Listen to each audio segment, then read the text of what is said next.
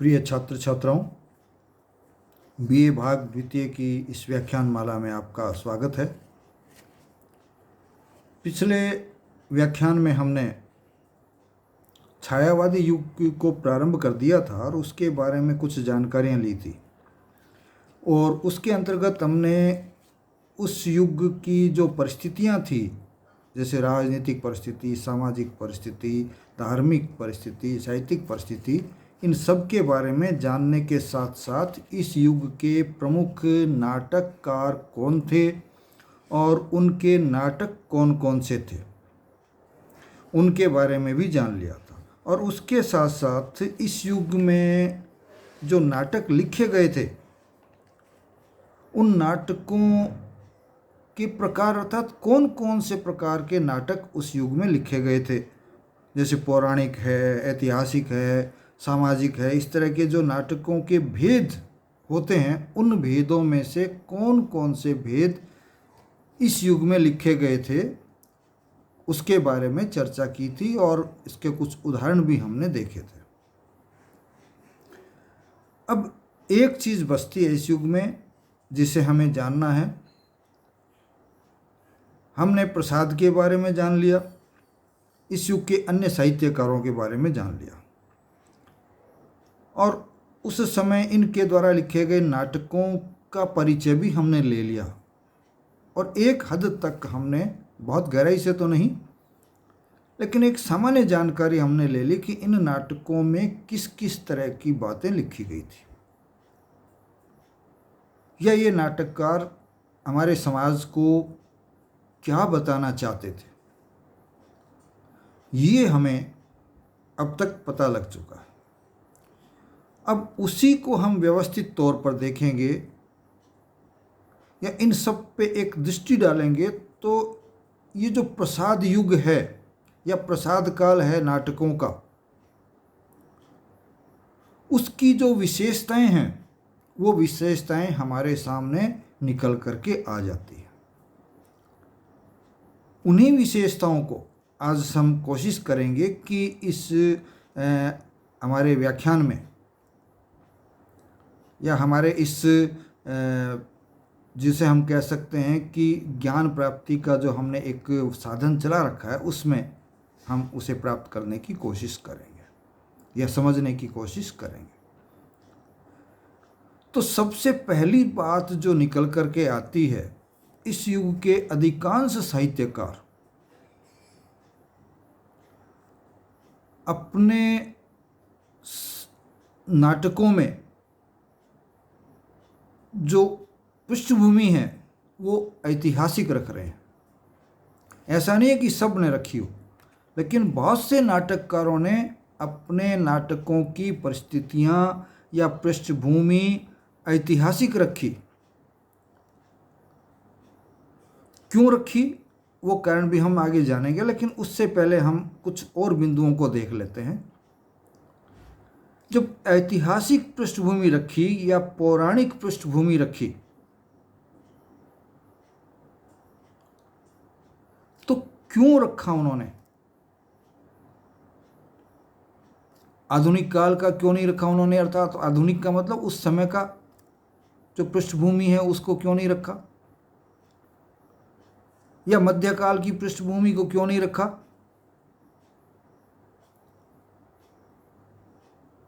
या मुस्लिम आक्रांताओं के द्वारा जब भारत को दलित किया गया तो क्यों नहीं रखा उसको,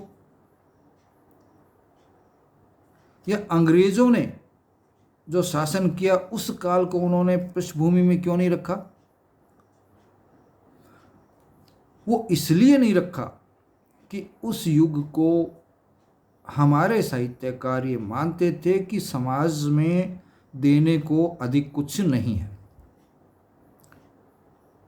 और उनके प्रभाव से तो हमारा समाज जो है वो अपना गौरव भी भूल चुका था, ऐसा उनका मानना था।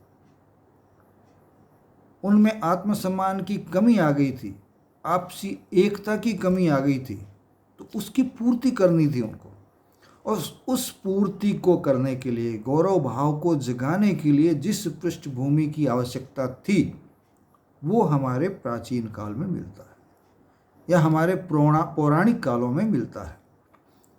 तो इसीलिए इन्होंने अपने नाटकों में इतिहास का जो हमारा स्वर्ण युग रहा है या जिसको हम स्वर्ण युग मानते हैं, उस युग का गौरव गान इन्होंने किया।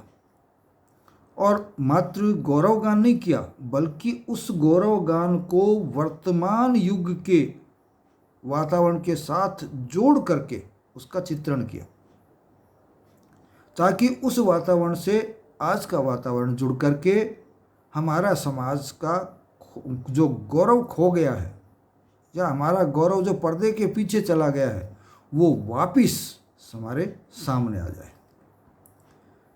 तीसरी जो चीज़ थी वो थी गौरव भावना की उत्पत्ति। जब हम गौरव को भूल चुके होते हैं तो एक तो उसकी याद होती है, पुनरुस्मृति कह सकते हैं, पुनर्स्मृति हम कह सकते हैं। तो पुनर्स्मृति के माध्यम से गौरव भाव हमारे में पुनः उत्पन्न हो, ये कोशिश इस युग के नाटककारों की रही है और जयशंकर प्रसाद का हम इसमें विशेष रूप से योगदान मानते हैं। इसके अलावा एक और प्रवृत्ति थी, गौरव गान की तो थी ही, गौरव भाव की व्युत्पत्ति करने की तो थी ही, इसके साथ साथ जो हमारी प्राचीन घटनाएं हुई है इतिहास में, उन घटनाओं के माध्यम से और उन घटनाओं को वो व्यंग्य रूप में आधुनिक समस्याओं के साथ भी जोड़ना चाहते थे। कई बार हम आदर्शों को लेकर के चलते हैं और उसके बारे में व्याख्यान कर देते हैं या समझाने के रूप में मात्र कहते हैं, तो उस बात का उतना प्रभाव नहीं पड़ता। इसलिए इन्होंने उस युग के समय को वर्तमान युग के साथ जोड़ा, लेकिन व्यंग्य रूप में, ताकि हमारी सोई हुई आत्मा को चोट लगे, उसके सुई चुभे, पिन चुभे, ताकि वो जागृत हो जाए। इसलिए इन्होंने आधुनिक समस्याओं के साथ व्यंग्य रूप में प्राचीन स्वर्णिम युग को जोड़ करके जो हमारे सामाजिक समस्याएं आ रही थी, उन सामाजिक समस्याओं को हल करने में, उनका समाधान करने में अपना योगदान देने का प्रयास किया था। फिर है, इसके अलावा इस युग में बहुत सी समस्याएं, सामाजिक समस्याएं आ रही थी, क्योंकि जो समाज लंबे अरसे तक किसी दूसरे के पराधीन रह लेता है, तो वो समाज, उस समाज के सामने अनेक प्रकार की समस्याएं आती है।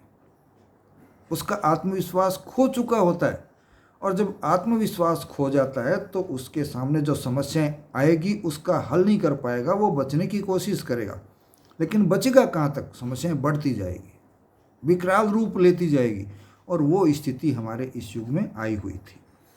तो इन्होंने उन समस्याओं को उठा करके, उनका चित्रण करके, उनका समाधान करने का प्रयास इस युग में अपने नाटकों, अपने एकांकियों के माध्यम से किया। इसके साथ साथ उन समस्याओं में मूलतः इनका ध्यान नारी समस्या पर था। अब नारी समस्या में कौन सी? एक तो इस युग तक आते आते नारी की शिक्षा का जो हमारे समाज में प्रावधान हुआ करता था, उनको जो छूट हुआ करती थी, उनको जो स्वतंत्रता होती थी, वो नहीं रही थी, और नारी के लिए पढ़ना आवश्यक नहीं माना जा रहा था। और इसके साथ साथ चूंकि वो पढ़ी लिखी नहीं थी, इसलिए उसका जो है स्वतंत्र रहना भी संभव नहीं रहा। तो नारी न तो स्वतंत्र थी और न पढ़ी लिखी थी। इसलिए इस समय के नाटककारों का ध्यान इस बात की तरफ गया कि भारतीय समाज को यदि आगे लाना है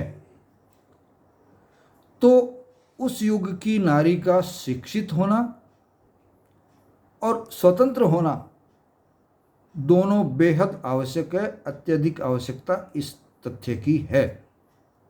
तो उन्होंने अपने नाटकों के माध्यम से नारी शिक्षा और उनकी स्वतंत्रता पर काफ़ी जोर दिया। इसके अलावा नारियों के संदर्भ में एक और समस्या थी विशेष रूप से, विधवा विवाह। अर्थात नारियां जब विधवा हो जाती थी तो उनको पूरा जीवन विधवा के रूप में ही गुजारना पड़ता था और उनकी जो परिस्थितियां थी वो बड़ी खराब थी, क्योंकि कमाना वो काम करती नहीं थी, पढ़ी लिखी वो होती नहीं थी, नारी की स्वतंत्रता पूर्वक जो नारी का स्थान होता है समाज में वो था नहीं। तो पति के होते हुए भी जब इतनी खराब हालत थी तो विधवाओं की क्या हालत होगी, उसकी तरफ भी इस युग के नाटककारों का ध्यान गया और उन्होंने विधवा विवाह की तरफ लोगों का ध्यान आकर्षित किया कि विधवा विवाह होना चाहिए और विधवा विवाह के माध्यम से नारी के उत्थान के लिए इनके द्वारा प्रयास किया गया। इसके अलावा इस युग में हालांकि प्राचीन संदर्भों से जुड़े हुए थे, नए नए प्रयोग किए गए नाटकों में, तरह तरह के नाटक लिखे गए, चाहे वो प्रयोग समस्याओं के लिए हो, चाहे नाटकों के लेखन के संदर्भ में हो, चाहे नाटकों के विषय के संदर्भ में हो, चाहे नाटकों के मंचन के संबंध में हो। इसके साथ साथ उस समय अंग्रेज़ों द्वारा फूट डालने का प्रयास सफल होता नजर आ रहा था। पूरे भारत को हिंदू और मुसलमानों में बांटा जा रहा था, या ये मान लीजिए बांट दिया गया था। तो जो साहित्यकार एक मसाल लेकर के चलता है समाज के लिए, तो इन्होंने उस मसाल को जला करके हिंदू और मुस्लिमों में जो एक अंतर आ गया था, जो बिखराव आ गया था, उनकी एकता पर पुनः बल दिया। अर्थात हिंदुओं और मुस्लिमों में एकता स्थापित करने का प्रयास इन नाटकों में आपको मिल जाता है। अब और नाटककारों में तो ये समस्या कम थी, लेकिन जहाँ तक जयशंकर प्रसाद के नाटकों का सवाल है, उन पर उसकी विशेषता तो हम नहीं कह सकते, ये एक कमजोरी कह सकते हैं। आक्षेप लगता था कि प्रसाद के नाटक जो है मंचन किए जाने योग्य नहीं थे, या उनका मंचन किया जाना बहुत कठिन था। और ये बात सही भी थी, क्योंकि भावों के स्तर पर लिखे गए नाटक होते थे। हम जानते हैं कि भावनाओं को प्रकट किया जाना बहुत कठिन होता है, जब तक कि वो मस्तिष्क से, हृदय से बाहर निकल करके कर्म रूप में बाहर नहीं आ जाती। तो इन नाटकों पर ये एक कमी थी। और उसके साथ साथ इस युग में नाटकों के रंगमंच का पूरी तरह से विकास नहीं हुआ था। हालांकि पारसी नाटकों के माध्यम से जो है रंगमंच था उपस्थित, लेकिन जिस भावबोध के साथ जयशंकर प्रसाद युग के नाटक लिखे गए थे, उनके लिए इस युग में मंचन की पूर्ण सुविधा नहीं थी, या रंगमंच का पूरी तरह से विकास नहीं हो पाया था। तो ये दो कमियां भी थी कि मंचन योग्य थे भी नहीं बहुत से नाटक, और थे या मंचित किया जा सकता था। आधुनिक युग में मान लो हम कर सकते हैं उन नाटकों का मंचन, तो उनको मंचित किए जाने योग्य रंगमंच का भी पूर्ण विकास इस युग में नहीं हुआ था। तो ये भी इसकी विशेषताओं में आ जाता है, जो कि कमी के अंतर्गत आता है। अब एक बात जो महत्वपूर्ण है, सबसे अंत में मैं आपसे बताना चाहूँगा, वो ये है कि हमने चर्चा की है इन नाटकों के बारे में, जानकारी ली है, तो हमने देखा है कि इन नाटकों में हमारे प्राचीन गौरव को लिया गया है, हमारे ऐतिहासिक घटनाओं को लिया गया है, हमारी पौराणिक घटनाओं को लिया गया है।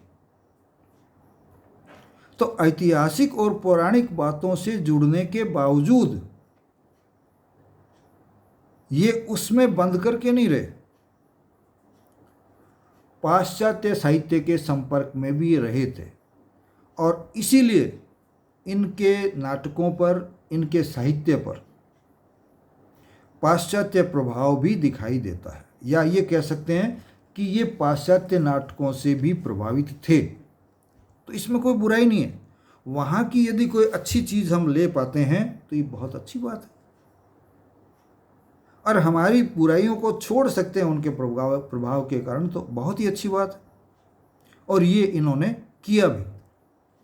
तो ये जो है प्राचीनता के साथ जुड़ करके, चिपक करके नहीं रहे, बल्कि उसका उपयोग पाश्चात्य के साथ मिल करके, या पाश्चात्य नाटकों के साथ, पाश्चात्य जो प्रभाव था उसके साथ मिल करके एक नया रूप साहित्य का हमारे सामने प्रस्तुत किया, जिसने कि भारतीय समाज को बहुत अधिक प्रभावित किया। तो इस तरह से हम देखते हैं कि इस युग के जो नाटक लिखे गए उनमें ये विशेषताएं प्रमुख रूप से पाई जाती हैं। इनके अलावा और भी बहुत सी विशेषताएं निकल कर के आती है, क्योंकि हर नाटक अपनी कोई ना कोई विशेषता लेकर के आता है। लेकिन ये महत्वपूर्ण जो मुख्य जो विशेषताएं थी वो हमने आज देख ली है। आगे हम एकांकियों पर चलेंगे कि एकांकियाँ किस तरह से, एकांकी क्या है, कैसे इनका विकास हुआ, परिभाषा इत्यादि इत्यादि, इसकी जानकारी हम अगले व्याख्यानों में प्राप्त करेंगे। जय हिंद, जय भारत।